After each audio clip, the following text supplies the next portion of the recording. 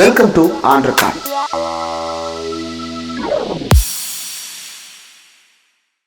Welcome to on record. இன்றைக்கு நம்மோடு நேர்காணலுக்காக சிறப்பு விருந்தினராக மூத்த பத்திரிகையாளர், அரசியல் திறனாய்வாளர் திரு தராசு ஷியாம் அவர்கள் இணைந்திருக்கிறார். அவரோடு பேசலாம். சார் வணக்கம். சார் இந்திரகுமார் வணக்கம். எப்படி இருக்கீங்க சார்? நல்லா இருக்கேன். தேர்தல் களம் பரபரப்பாகிவிட்டது. காங்கிரஸ் தவிர எல்லா கட்சிகளுமே வேட்பாளரை அறிவிச்சுட்டாங்க. இல்ல, பிஜேபி அபிஷியலா ஒன்னும் அறிவிக்கலன்னு நினைக்கிறேன். ஆமா, பிஜேபி இன்னும் அபிஷியல் ஆரம்பிக்கல. கரெக்ட். ரெண்டு தேசிய கட்சியுமே அறிவிக்கல. ஓகே. அங்க அந்த மாதிரி நிலைமை இருக்கும்போது நேற்று திமுக தலைவர் ஸ்டாலின் அவர்கள் திமுகவினுடைய தேர்தல் அறிக்கை வெளியிட்டிருக்கிறார். நிறைய அறிவிப்புகளை பார்க்க முடிகிறது. பழைய ஸ்கீமினுடைய கண்டினியூஷன், அதை அப்கிரேட் பண்ணி கொடுத்துருக்குறாங்க. சில புதிய திட்டங்கள், அதிலும் குறிப்பா ஒரு 8000 ரூபாய்க்கு ஒரு அறிவியல் தொழில்நுட்ப வீட்டு உபயோக பொருட்களை வாங்கி பயன்படுத்தி கொள்வதற்கு, லோக்கல் மார்க்கெட்ல பர்ச்சேஸ் பண்றதுக்கு ஒரு 8000 ரூபாய்க்கு கூப்பனும் கொடுக்குறாங்க. பழைய பொருளை மாத்திக்கலாம், புதிய பொருட்களையும் வாங்கிக்கலாம் அப்படின்றதையும் ஃபோக்கஸ் பண்ணியிருக்கிறாங்க. இந்த தேர்தல் அறிவிப்புகளை எப்படி பாக்குறீங்க சார்? தேர்தல் அறிவிப்பு வந்த உடனே நான் சன் நியூஸ், புதிய தலைமுறை எல்லாத்துலேயுமே என்னோட டெலிஃபோன் இன்டர்வியூ கொடுத்தாங்க. அது பிறகு நான் ஊர்களோடையும் பேசினேன், என்ன நினைக்கிறாங்க அப்படின்னு. முதல்ல நான் சொன்னது என்னோட அபிப்பிராயம், அப்புறம் ஊர்களில் பேசினேன். 8000 ரூபாய் ஸ்கீம் நல்ல ஸ்கீம். சிம்பிள் ரீசன் என்னன்னா, பாசிபிள். இப்போ 5000 ருபீஸ் நம்ம கொடுத்து முடிச்சிருக்கிறாங்க, அப்போ 8000 ரூபா கொடுப்பாங்கங்கிற நம்பிக்கை இருக்கு. சென்ட்ரலைஸ்டு பர்ச்சேஸில் நிறைய குறைபாடுகள் இருக்கும். இது சரியில்லை, அது சரியில்லை, கமிஷன் அடிச்சிட்டாங்க, அப்புறம் எங்களுக்கு இது வேண்டாம், பெரிய குறைபாடுகள் இருக்குங்க. அது தவிர்க்கப்பட்டிருக்கிறது தான் நான் நினைக்கிறேன். அநேகமாக இந்த கூப்பன் சிஸ்டம் எல்லா கட்சிகளுமே ஃபாலோ பண்ணிடுவாங்க. ஓகே. நீங்க எந்த சென்ட்ரலைஸ்டு பர்ச்சேஸ் பண்ணாலும் நம்ம இயல்பா எழுதுகிற குற்றச்சாட்டு குவாலிட்டி சரியில்லை. ஆமா, பணம் வாங்கிட்டு லெஸ் குவாலிட்டி கொடுத்துட்டாங்க. ஆமா, கட்சிக்காரங்களுக்கு மட்டும் கொடுத்துட்டாங்க, எங்களுக்கு கொடுக்கல. கட்சிக்காரர்கள் கொடுத்துட்டாங்க, எங்களுக்கு கொடுக்கல. இந்த குறைபாடுகள் நம்ம தவிர்க்க முடியாது. கலர் டிவி காலத்துல இருந்து இதை நம்ம பாக்குறோம். ஆமா, ஜெயலலிதா கொடுத்த மிக்சி கிரைண்டர், அதுலயும் நம்ம இதை பார்த்தோம். ஆமா. அப்போ 8000 ருபீஸ் கூப்பன் 2 சுதந்திரம் வாக்காளர்களுக்கு கிடைக்குது. ஒண்ணு பக்கத்து கடையில வாங்கிக்கலாம், சர்வீஸ் அஷ்யூர்டு, நமக்கு தெரிஞ்ச கடையில வாங்கினா. எக்ஸ்சேஞ்சு அது பெஸ்ட். ஏன்னா சில விஷயங்கள் இருக்கும், கூட கொஞ்சம் பணம் போட்டு பிடித்தமான பொருளை வாங்கிக்கலாம். பிராண்டு நம்ம சுதந்திரமா செலக்ட் பண்ணிக்கலாம், நமக்கு வேண்டிய பிராண்டை சுதந்திரமா செலக்ட் பண்ணிக்கலாம். நெய்பர்ஹுட் ஸ்டோருக்கு வியாபாரம் கிடைக்குங்க.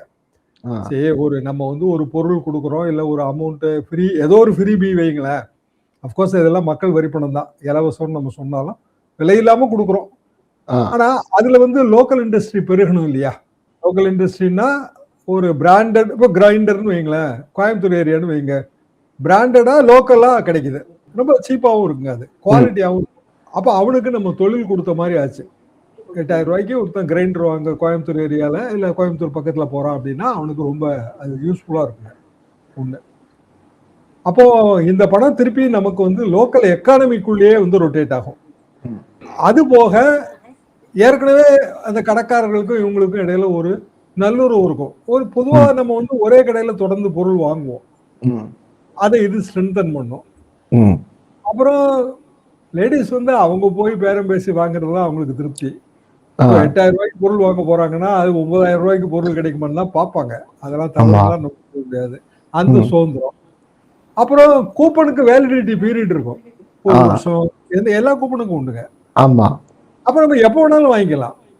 சரி, ரேஷன் கார்டுக்கு நம்ம பொருள் கொடுக்கும்போது என்னன்னா, ஒரு குறிப்பிட்ட நாள்ல போய் கம்பல்சரியா வாங்கணுங்க, வரிசையில நிக்கணும் கியூல. ஆமா, ஆமா. சில நேரங்கள்ல நம்ம கியூல நிப்போம், கடைசியில நிப்போம், பொருள் இல்லைங்க, நாளைக்கு தான் வரும், 2 நாள் கழிச்சு வரும், 1 வாரம் கழிச்சு வாங்காமாங்க. இது எல்லாமே இதுல அவாய்ட் பண்ணிருக்கோம். பெஸ்ட் ஸ்கீம் தான் நான் இதை பார்க்கிறேன். இப்ப நீங்க ஃப்ரிட்ஜ், ஏடிஎம்கேயோட ஃப்ரிட்ஜ்னா எந்த ஃப்ரிட்ஜ் வாங்குவாங்க, எத்தனை லிட்டரு, ஃப்ரீசர் இருக்குமா இருக்காதா, உள்ள இருக்கிற காய்கறி வைக்கிற ட்ரேயோட கொள்ளளவு எவ்வளவு, 1008 தொல்லை வரும் அதுல. ஆமா. எவ்வளவு நல்ல தரமான பொருள் கொடுத்தாலும் திருப்தி வராது. ஆமா. அதே ஃப்ரிட்ஜை கூப்பன் சிஸ்டத்துல வாங்கினீங்கன்னு வைங்க, அது உங்களுக்கு ரொம்ப ரொம்ப ரொம்ப வசதியா இருக்கும், கம்ஃபர்டபுளா இருக்கும். எனவே நான் இதைத்தான் பெஸ்ட்னு நினைக்கிறேன். இது அவரு முதல்ல சொன்ன மாதிரி சூப்பர் ஸ்டார் தேர்தல் அறிக்கை, ஹீரோயின் தேர்தல் அறிக்கை, எல்லாமே இதுக்குள்ள பொருத்தம். ஒரு பக்கம் வீடுகளுக்கு 8000 ரூபா, அந்த 8000 ரூபா அப்படியே லோக்கல்ல இருக்கக்கூடிய ஒரு வீட்டு உபயோக பொருள் கடை வச்சிருக்கிற முதலாளிக்கும் போய் சேர்ந்துருது.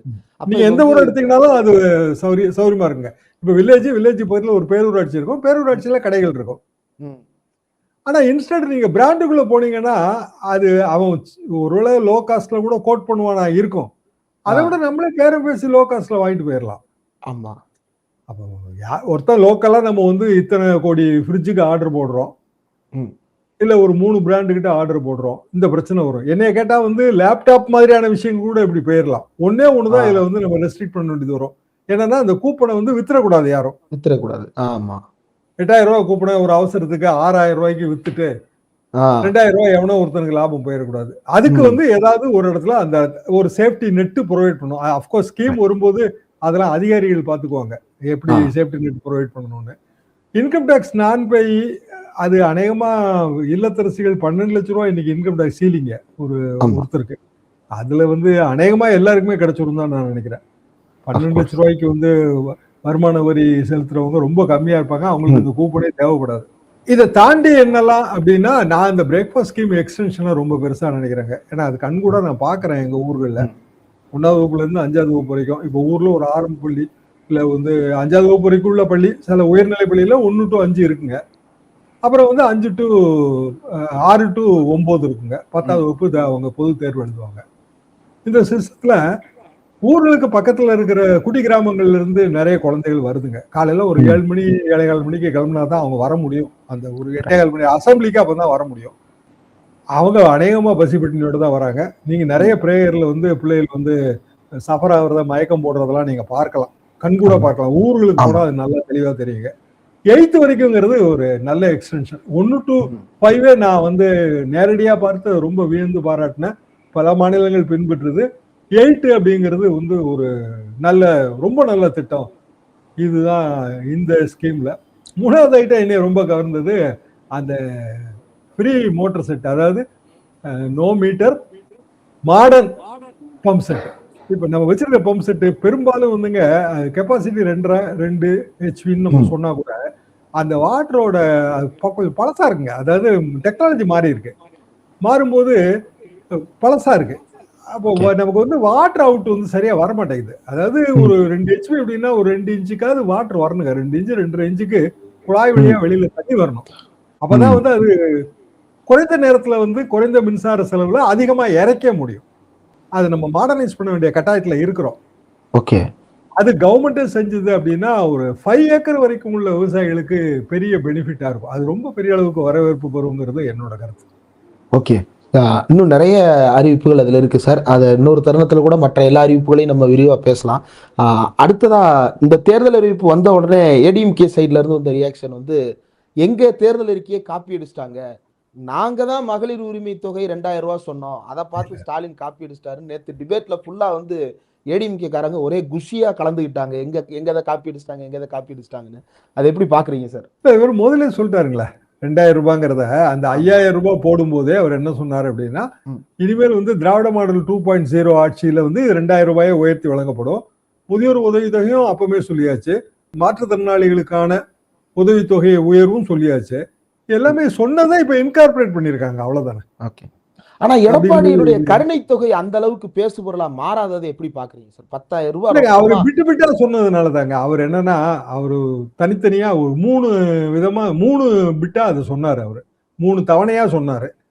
அதுக்கு பிறகு ஒட்டுமொத்தமா ஒரு தேர்தல் அறிக்கை கொடுக்கும்போது ஏற்கனவே அந்த 3 தவணையில சொல்லப்பட்டதெல்லாம் பேசி அந்த நியூஸ் சைக்கிளை விட்டு வெளியில போயிருச்சு. அது இது அப்படி இல்லை. ஒட்டுமொத்தமா வந்து ஒரு தேர்தல் அறிக்கையாக அதை ரிலீஸ் பண்ணும்போது ஒரு முக்கியத்துவம் கிடைக்கும். அதுதான் டிஃபரன்ஸ். எடப்பாடி பழனிசாமி அவர்கள் தேர்தல் அறிக்கையில நல்ல அம்சங்களே இல்லைன்னு நான் சொல்லவே இல்லை, இருக்குதுங்க. எல்லா கட்சியும் திமுக அதிமுக 2 கட்சி தானுங்க மக்களுக்கு நெருக்கமான கட்சி. ஸோ நிச்சயமா எல்லாருமே தேர்தல் அறிக்கைக்கு குழு போட்டிருப்பாங்க, சஜஷன்ஸ் வந்து கொடுத்துருப்பாங்க, நிறைய ஃப்ரெண்ட்ஸ் வெல்விஷர்ஸும் கொடுத்துருப்பாங்க. எல்லாத்தையும் இன்கார்பரேட் பண்ணி தான் ஒரு தேர்தல் அறிக்கை தயாராகும். இப்போ மக்கள் சார்ந்த திட்டங்கள் இதை நோக்கி தான் பிரதிபலிக்கும். அடிப்படை பிரின்சிபல் என்னன்னா, நம்ம பயனாளிகளை பெருக்க போறோமா பங்கேற்பாளர்களை பெருக்க போறோமாங்கிறது தான்.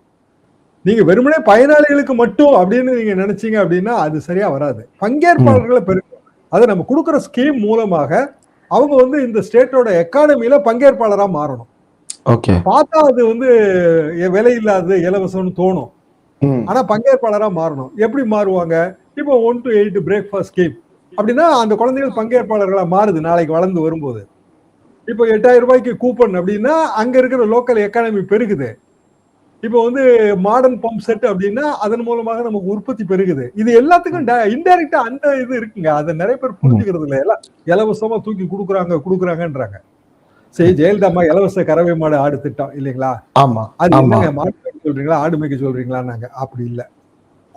பெண்களுக்கு வந்து கிராமப்புற பெண்களுக்கு அது ஒரு சின்ன வியாபாரம் மாதிரி ஆயிடுச்சு. ஒரு மாடு வாங்கி பால் கறந்து வித்தா அது ஒரு வியாபாரம். பொருளாதாரத்துக்கு அவங்க வலு சேர்க்கிறாங்க. ஸ்கீமை நம்ம அப்படி திங்க் பண்ணணும். எனக்கு இந்த ஃப்ரீ ஃப்ரிட்ஜ் ஸ்கீம்ல எனக்கு ஏன் வந்து இன்ட்ரெஸ்ட் வரல அப்படின்னா, அது திருப்பி பயனாளியா தான் நம்ம மாத்துறோம்.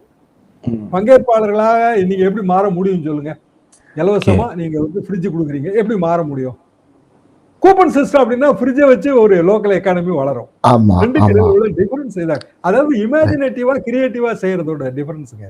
நிறைய விஷயங்கள் ரொம்ப ஆழ அகலமாக விவாதிச்சீங்க சார். இவ்வளவு நேரம் ஒதுக்கி இந்த உரையாடல் கலந்து கொண்டதற்கு மிக்க நன்றி சார்.